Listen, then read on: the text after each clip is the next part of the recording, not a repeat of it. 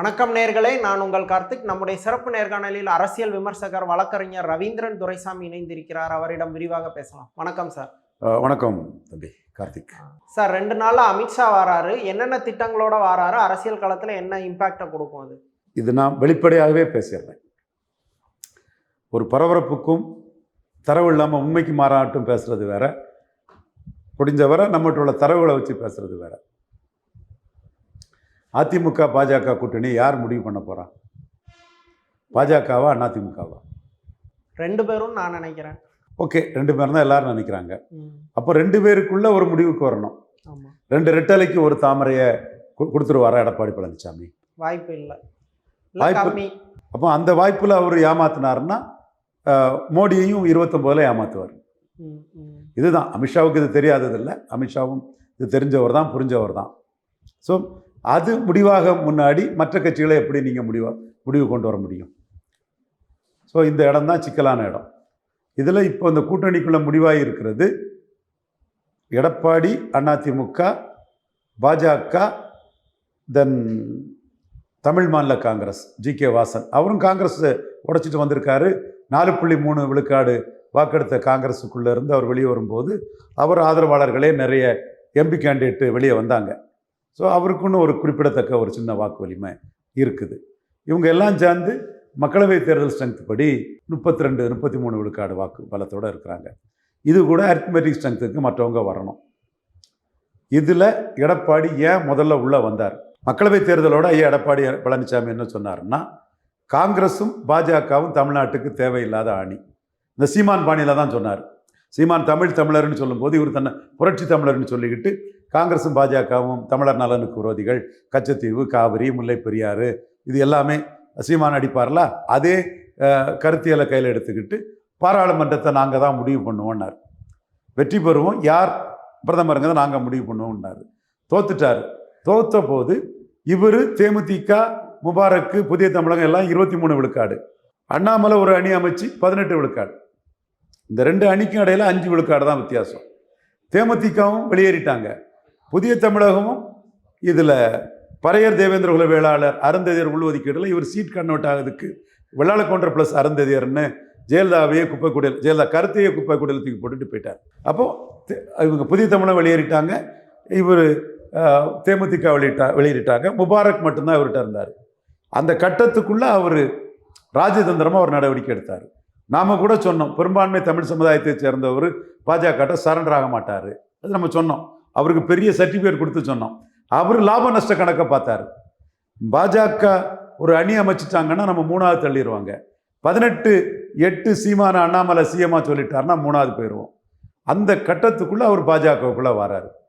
அண்ணாமலை மேலே உள்ள பாஜக தலைவர்களோட பொறாமை, பொச்சரிப்பு, எரிச்சல், அவர் ஆளா நிற்கிறாரே, லீடரா நிற்கிறாரே என்கிற உள்ள ஆற்றாமை, இதுவும் ஒரு சீட்டும் ஜெயிக்கலையேங்கிற ஏமாற்றமும் சேர 20 விழுக்காடு உள்ள வருதுன்னு சொன்னதும் பாஜக அகமகிழ்ந்து அவரை வரவேற்றுட்டு அண்ணாமலையை மாற்றி கொடுத்துட்டாங்க. இந்த இடம்தான் பாஜக ஏமாந்த இடம். நீங்கள் சீட் ஷேரிங்கை முடிச்சுட்டு அண்ணாமலையை மாற்றி கொடுத்துருக்கணும்.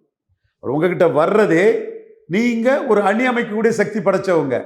18-8 சொன்னால் சீமாண்ணன் நல்லவர், சீமாண்ணன் உறுதியான நிலைப்பாடு கொண்டவர், சீமாண்ணன் காசு கொடுக்காம ஓட்டு வாங்குறாருன்னா அண்ணாமலை சீமான புகழும் போது இவருக்கு பொறி தட்டுது. ஆர்டி டீம் நாம சொல்லும் போது பிஎம்ஓ எல்லாமே பண்ணிடுவாங்களோ ஒரு அச்சம் வருது. அதை முறியடிக்க 20 உள்ளக்குள்ளே கொண்டு வந்துடுறாரு. அப்போ ஏன் வராருங்கிறத நீங்கள் கொஞ்சம் கூர்மையாக பார்த்துருப்பீங்கன்னா நீங்கள் இந்த இடத்துல பாஜக அலர்ட்டாக இருந்து பிடிநிலையை பிடிச்சிருப்பாங்க. இப்போ அண்ணாமலையை நீக்கிக்கிட்டு இன்னொரு அணி அமைக்கிறதுக்குள்ள சக்தியை இழந்துக்கிட்டு பாஜக எடப்பாடி கிட்ட பேரம் பேச போறீங்க. அப்போ ஆரம்பத்திலே நாங்கள் இதை செய்கிறோம், எங்களுக்கு பலத்துக்கேற்ற பங்கீடுன்னு நீங்கள் கேட்டிருக்கணும். இப்போமா அமித்ஷா கேட்டார் நெல்லை கூட்டத்தில்னு நினைக்கிறேன், 18-21 கேட்டு 18-23 கேட்டார். எடப்பாடியும் 23-18 சொன்னார். இதற்கு தக்கன அதை கொடுப்பாரா எடப்பாடி? அதுதான் இப்போ பெரிய கொஸ்டின். ஏன் பார்வை எடப்பாடி இதை இழுத்து அடிப்பார், சீட் ஷேரிங்கை சம்மதிக்க மாட்டார். ஸ்டாலினை வீழ்த்துறதுக்கு எல்லாரும் ஏன் பின்னாடி வாங்க, புலிக்கு பயந்தவன்லாம் ஏன் மேலே படுத்துடுங்கிற அந்த கள்ள கப்சா கதையை தான் சொல்லுவார். இன்னொன்று பார்லிமெண்ட்டில் 29ல் தாராம்பார், இன்னொன்று சட்டமன்றம் வேற பாராளுமன்றம் வேறம்பார்.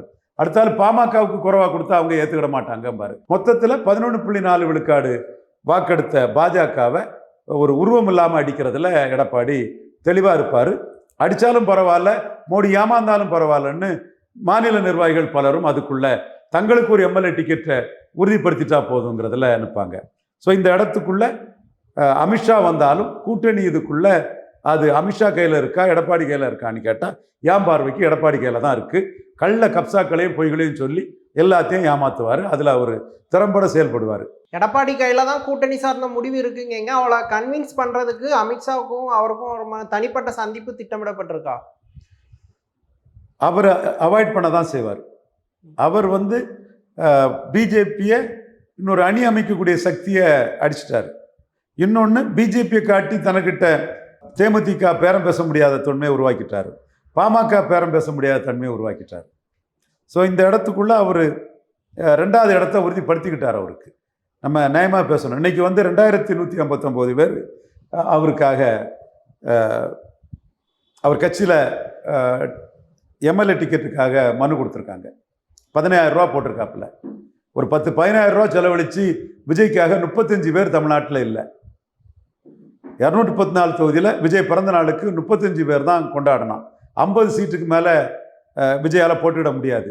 காங்கிரஸுக்கு 117 கொடுக்கலாமா, தினகரனுக்கு 60 கொடுக்கலாமா, ஓபிஎஸ்க்கு 40 கொடுக்கலாமான்னு அவர் சரத்குமாருக்கு 40 கொடுத்தார் இல்லையா கமலஹாசன்.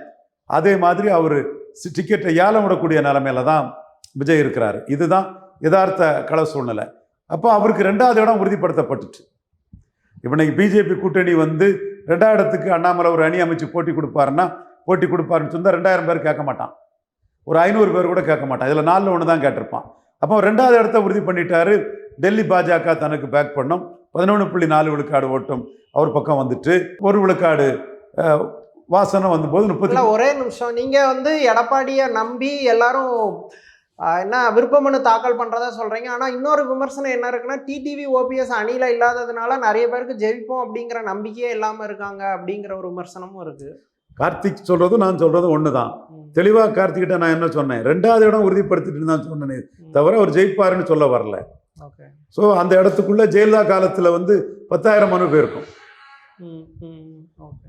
இவர் 2021 கூடுதலுங்கிறாரு. அது இருக்கலாம்.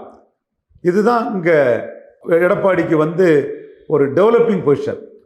24 ரிசல்ட் முடிஞ்சதும் இருந்த பொசிஷன்ல இருந்து டெவலப் ஆயிருக்கிறார். 3rd பிளேஸ் லெவலுக்கு போனவர் மறுபடியும் 2வது பிளேஸை உறுதிப்படுத்திட்டாருன்னு சொல்றீங்க. 3rd பிளேஸுக்கு போனாருன்னு நான் கண்ண மூடிட்டு சொல்ல விரும்பல. ஒரு அணியா 3rd பிளேஸுக்கு போயிடுவார். 8 சீமான் 20 ஒரு 4-5 விழுக்காடு வரை பாதிச்சாலும் கூட 8, 6, 14, அவரு 6 போனாலும் 14 ஈக்குவலுங்கிற ரேஞ்சுக்குள்ள தான் அதை இது பண்ண முடியும். அவர் 3rd போயிடுவார் நான் சொல்ல வரல. ஆனா ஒரு அணியா அண்ணாமலை சீமான் அணி 2வது வந்திருப்பாங்க. சீமான சிஎம்மா சொல்லி இவரு 3rd போயிருப்பாரு. அதை இப்போ தடுத்துட்டாரு. இவரை தவிர இன்னொருத்தர் அணி அமைச்சுக்கிட முடியாது. ஸ்டாலின் அணி இன்டாக்டா வெற்றி பெற்ற அணி வெற்றி பெறது வரை தொடருவாங்க. தோத்தா பிரிவாங்க. வெற்றி பெற்றா அடுத்தாலையும் தொடருவாங்க. அதே ஸ்டேட்டஸ் கோல தொடருவாங்க. ஆனால் 2வது அணியாட்டு எடப்பாடி நின்றுட்டார். இவரை தவிர விஜயால அணி அமைக்க முடியாது. 50 கேண்டிடேட்டுக்கு மேலேயும் விஜய்க்கு இல்லை. சும்மா ஜான ஆரோக்கியசாமியும் ஆதவர்ஜனாவும் பிராண்டிங்காக சினிமாவுக்கு பண்ணுற மாதிரி போலியா பொய்யா பலகீனமான பத்திரிகையாளர்களை வச்சுக்கிட்டு தினமலரை பயன்படுத்தி ரீல்களை விடலாம். தினத்தந்தியும் அந்த ரீலுக்கு துணை போகிறாங்க. ரீல்களை விட்டுட்டு இருக்கலாமே தவிர ஆதென்டிக்கா எவிடண்டா நாங்கள் விஜய் பின்னாடி போகிறோன்னு யாருமே வரல. சோடங்கர் கூட்டணி ஆட்சி கேட்டார். அவர் விஜய் பின்னாடி போகிறாராம். பிரவீன் சக்கரவர்த்தி பார்த்தார். அவர் சத்யன் சுதாவுக்கு தான் எம்பி டிக்கெட் கிடச்சிது, எம்பி ஆயிருக்காங்க. இவருக்கு டிக்கெட்டே வாங்க முடியல. அவரும் திமுக காங்கிரஸ் கூட்டணி தொடருன்னு தான் சொல்கிறாரு. ஸோ இந்த இடத்துக்குள்ள சீமான் சொல்கிற மாதிரி 3 விழுக்காடு வாக்கு கூட இல்லாத காங்கிரஸ் விஜய்கிட்ட 117 போய் என்ன பிரயோஜனம், என்ன அங்கே ஆக போகுது? ஸோ அவங்க திமுக கிட்ட தொடர்றதுக்குள்ள வாய்ப்புகள் தான் பிரகாசமாக இருக்குது. ஸோ இந்த அணி இன்டாக்ட். அடுத்த அணி 33 விழுக்காடு உள்ள அணி ஆட்டு இன்னைக்கே இருக்குது. இது கூட பிரேமலதா அம்மையார் டிஎம்கே ஆப்ஷனையும் ஏடிஎம்கே ஆப்ஷனும் வச்சுருக்காங்க. அவங்க விஜய் ஆப்ஷனாக எடுக்கலை. விஜயகாந்த் மாரியாங்கிறது 2026 ரிசல்ட்டில் தான் தெரியும். அதுக்கு முன்ன சொல்கிறதெல்லாம் கற்பனை, ஏட்டு சுரக்கா, கறிக்கோதவாதன்னு அவருக்கு சொல்கிறாங்க. ஏசி டேட்டா சொல்கிறட்டு அப்போ விஜய் ப்ரூவ் ஆனவர்னு ஒத்துக்கிறேன்னு அவங்க சொல்கிறாப்புல.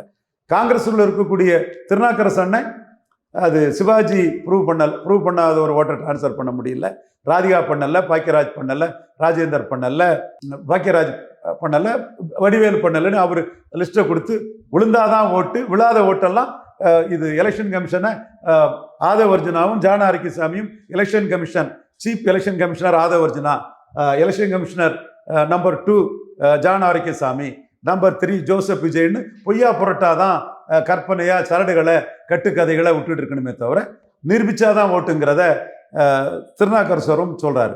அப்போ பல நிரூபிக்காத விஜயால ஒரு அணி அமைக்க முடியாதுங்கிறத முத சொன்னது நாம் தமிழர் சீமான் தான். தம்பி, நீ பல நிரூபிக்காதவன், ஓம் பின்னாடி யாரும் வரமாட்டாங்க. விஜயகாந்தாவது 8, 10, 5 அணி பலத்தை நிரூபிச்சதுனால ஒரு மக்கள் நல கூட்டணி ஒன்றாவது அமைச்சாரு. ஓம் பின்னாடி யாரும் வரமாட்டாங்க, பலம் நிரூபிக்காதவன் பின்னாடி யாரும் வரமாட்டாங்கிறங்க கருத்தை இவர் சீமான் முத சொன்னார்.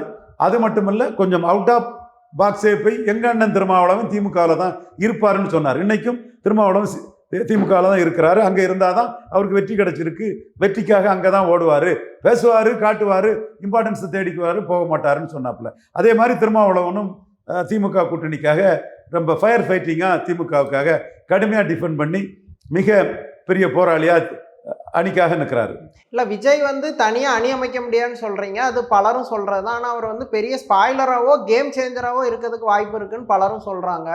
அதை நீங்கள் எப்படி பார்க்குறீங்க? அவர் எடப்பாடிக்கு ஸ்பாய்லராக இருக்குன்னு ஆசைப்படுறேன். நான் எதையும் மறைச்சி எல்லாம் பேசக்கூடிய வகைரா கிடையாது. இதுனா இதுதான், இதுக்காக தான் நான் இதை சொல்கிறேன். அதில் எனக்கு எந்த இதுவும் கிடையாது. ஒரு சம்பவம் சொல்லுவாங்க, காமராஜ் ப்ரோ பிராமினா நிறைய பிராமின்ஸை கேண்டிடேட்டாக போட்டவர் தான். 5 MP டிக்கெட் எப்பவும் கேண்டிடேட் போடுவார் அவர் பார்லிமெண்ட் இது. பட் இன்னொரு இஷ்யூவில் ஒரு கிராமப்புற மக்களுக்காக